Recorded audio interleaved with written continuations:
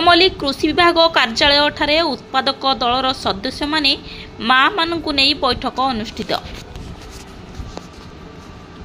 अनुगुल जिला आठमल्लिक कृषि उत्पादन क्लस्टर तरफ एपीसी प्रोजेक्ट विषय एक साधारण सभा अनुष्ठित हो जाइछि। चाष और चाषी विहन और सामूहिक और व्यक्तिगत चाष एक प्रोड्यूसर कंपनी गठन करी किपरि मां माने दुईगुण इनकम करबा सह स्वावलंबी होई परिबे से विषय एक बैठक अनुष्ठित हो जाइछि।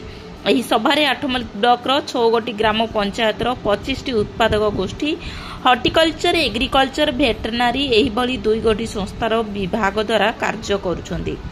एही सभारे एपीसी प्रोजेक्टर Athmallik project manager Sonali Nayak, SMS Biswajit Pani, CC Samit Ranjan Mahakud, CC Dibakar Mishra, Anugul जिलार assistant district coordinator Pritam Kumar Mahanta, Athmallik mission शक्तिर BPC Jaswant Pradhan, BPM Kshana Prabha Tripathi, CRP ममता खेती प्रमुख योगदान करथिले।